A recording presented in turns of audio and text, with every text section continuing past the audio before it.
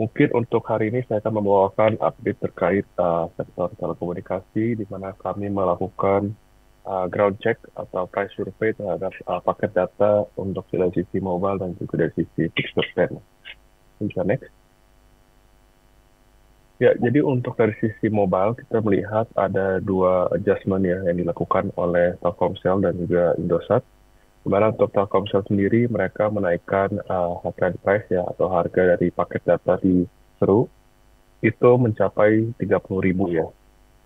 Di mana memang untuk paket Super Seru ini merupakan paket data yang memang lebih condong ke produk-produk mid to premium. Sedangkan untuk Indosat sendiri mereka mengadjust ke low end produk mereka yaitu Indosat Happy ya dengan price increase itu mencapai Rp2.000. Nah, memang kita melihat dari awal tahun dengan adanya apa namanya perang harga di antara ketiga operator di Indonesia ini memang dari sisi harga sudah cukup murah ya dan memang dengan ekspektasi di second half yang kondisinya mulai membaik dengan dari sisi demand kita melihat mulai ada price recovery untuk dari sisi operator ya.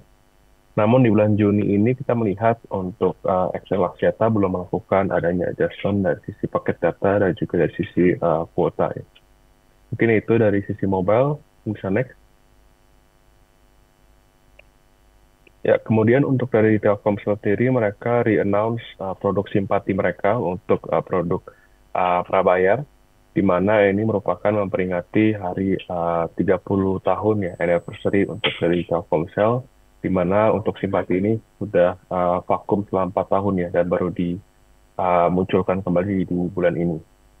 Dan untuk kartu perdana untuk dari sisi simpati ini dimulai dari harga 35.000 ya dengan paket di 3 GB untuk base kuota. Kemudian dengan bonus 30 menit untuk dari sisi telepon dan juga 30 SMS. Ini itu untuk mobile, mungkin bisa next.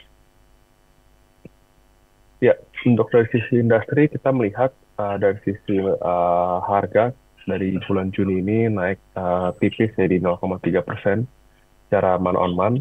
Memang dari awal tahun kelihatannya belum ada banyak perubahan ya setelah kenaikan yang cukup signifikan di akhir bulan lalu. Dan memang dari sisi yield juga belum terlalu banyak ya. Dari sisi yield juga baru naik sekitar 0,3% ya secara month on month. Di mana untuk dari sisi operator belum melakukan adanya adjustment dari sisi bonus kuota dan juga tambahan kuota-kuota lainnya. Seperti itu. Next. Ya, kemudian dari sisi broadband market, secara industry wide ini ada sedikit penurunan ya, sekitar 0,5% ya secara month on month, di mana ini dari mostly ke impact dari sisi IndiHome ya, di mana mereka sudah nge-discontinue paket G2 mereka dan juga paket internet dan juga phone bundle mereka.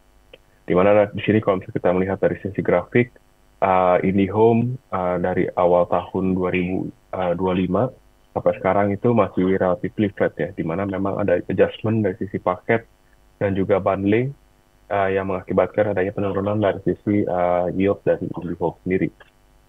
Namun untuk dari sisi operator lain belum terlalu banyak perubahan ya, di mana untuk MyRepublic, First Media, BizNet, XL, dan juga lain-lainnya itu masih belum melakukan adjustment dari sisi paket-paket data untuk Wi-Fi. Itu. Karena kalau kita lihat dari sisi competition masih quite kompetitif dan dari sisi harga juga melakukan adanya apa namanya perang antar harga untuk mengakuisisi subscriber di Indonesia. Itu. Okay, next. Ya, secara sektoral kita di sini masih remain overweight ya dengan topik kita itu di Indosat dan juga Telkom. Di mana untuk Indosat kita menargetkan target price itu di 2.500 dan Telkom itu di 3.200. Memang secara valuasi di sini sudah lumayan murah ya di bawah -1 standar deviasi selama 5 tahun terakhir. Dan kita melihat untuk dari sisi outlook ke depannya di second half kemungkinan besar akan ada price recovery yang mengakibatkan adanya revenue dan juga ARPU recovery juga ya, di mana dari sisi profitabilitas juga mungkin akan sedikit membaik. Itu aja yang dapat saya sampaikan. Terima kasih. Balik ke Safira.